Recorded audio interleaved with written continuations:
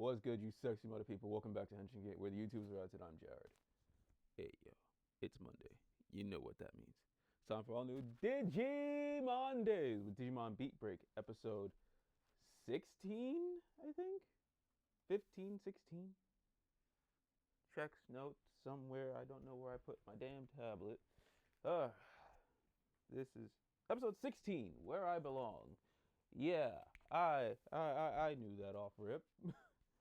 I knew that off rip. Anywho, y'all know the drill. Be sure to give this video a like, share, subscribe to the channel, hit the little bell icon, notify post videos, and go out, follow all of our social media, which you gotta give them news for 8 years. So we start this episode with our cleaners already. They are on hot pursuit for this bank robber and his Moosemon. Like they is hauling ass on him, but just to get this guy out the way, he's just basically useless. He's supposed to be good for information, but he's just keeping his mouth shut. It's like, I plead the fifth. I don't know nothing. Like, he's just lucky.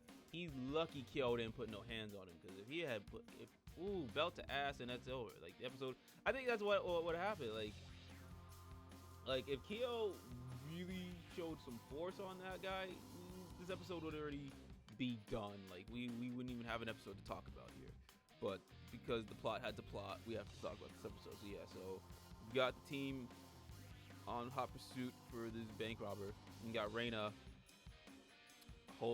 basically getting ready to smoke him out. Oh no, that's not smoke him out, air him out, basically just air him out. But then what's that character's name? Garnet and their Ludomon, which, let's take a second to really appreciate the name Garnet. Isn't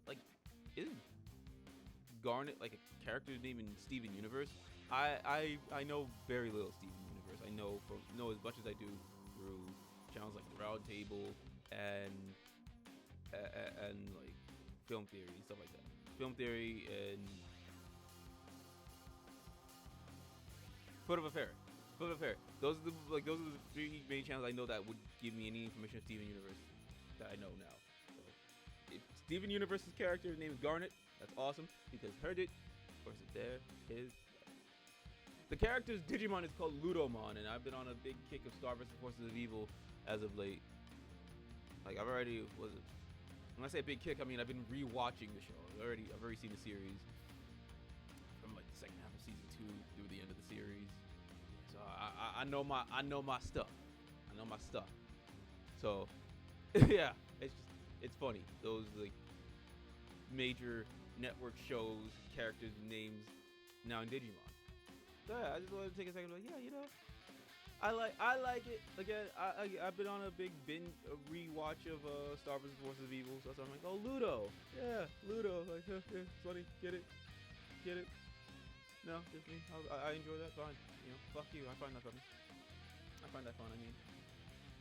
No, so yeah, they get involved because they're on a mission for Team Tactics 7 to cure something. They wanted something involving this Moosemon, and that backfired because Moosemon, even though he's a champion level, is able to open up portals to the mirror world. Mirror world and human world, so he's basically a lower level version of because usually they say like, oh, it's supposed to be like an ultimate level. It's like, no, this is a champion level, and he's able to do that. That makes him interesting. It's like, that's at least that's what's said that's exposited to make us think that that's what they're after. They're after something that's rare from this Digimon, like that ability. No, there's a swerve. I'm not going to talk about that. That part you guys have to check for yourselves. But yeah, it's an interesting thing. It's like, that sounds like something they would want, you know, for their grand scheme or whatever the fuck. It's really cool. It's a really cool ability for a champion level, and it makes it the perfect like getaway to rob a bank. It's like, oh shit, gotta go, boom, to the digital world and back. Especially where their hideout is, no one can find it. because it's it's a their hideout is a log cabin in like some frozen tundra, which I find ironic because we're dealing with a snowstorm here in New York at the moment. So yeah, you know, that's quite the coinky dink. He's done alright anyway. But yeah, so Reina, Garnet, Christymon, and Ludomon are all stuck in this frozen tundra with Moosemon. They have to survive, and that's when we get a bit of Garnet's backstory to see why they are the way they are. It's interesting backstory. Like I get it. Not only do we get why they are who they are, we also now know how Ludomon came about. I can delve deeper into that, but I think it's something you need to see for yourselves. And then it mirrors Reina a bit, sort of, where with Reina, her parents, they say her parents disappeared. They're not. They didn't say that. They didn't say her parents died. They didn't say that they ran off anywhere. No, they're missing. Like they disappeared. Like where? That's so ooh, crazy. Why? How? When? These are things we're not privy to just yet, but we know enough to like why Reina is the way she is. Why she wants to feel. At least said that she wants to feel useful. That's why she wants to find a place where she belongs. And I guess it mirrors Garnet. Garnet wants to feel like where they want to do something to feel useful to find a place where they belong. And, one found the Golden Dawn, the other found Team Tactics 7. Yeah, it's an interesting. We've had this trope in anime, especially in Digimon. It's just the way it's told is always something like really get you behind what's going on. In this case, it's like yeah, it's done very well. Again, it's tale as old as time, but tell it in some sort of unique or different way. Yeah, points to that. But that's pretty much it, really. It's just mostly we're understanding the characters and they're helping each other out to survive. It's making me think Power Rangers Time Force because of Eric and him being stuck with the Rangers. Like they're understanding him more because this has happened. Like I want to say this has happened like twice. It's happened with him and Wes, and then him and Jen. Like this has happened literally like twice in Power Rangers Time Force, but it tells the story of how the characters understand each other and where this will lead with Team 7 and Golden Dawn. I don't know. Maybe they'll come around and realize, oh, these fuckers are evil. We're working for the bad guys, and we'll do our own thing. That's what I'm going with.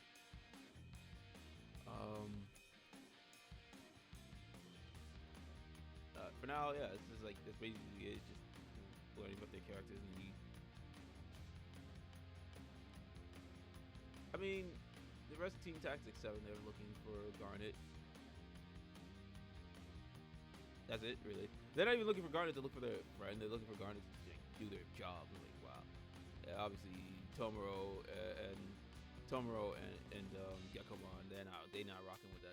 They're not jacking that. Like, yo, fuck you guys. I'm still like, yo, why is no one throwing hands with these fuckers? You coming over here? You're coming in my place, because they're at the cafe where they get their info and stuff. They're like, you're coming up to our spot, talking all this shit. Why is nobody getting hit? Yeah, like, fuck that. That's what I would be like. Oh, where you will feel like that? Boom. Why?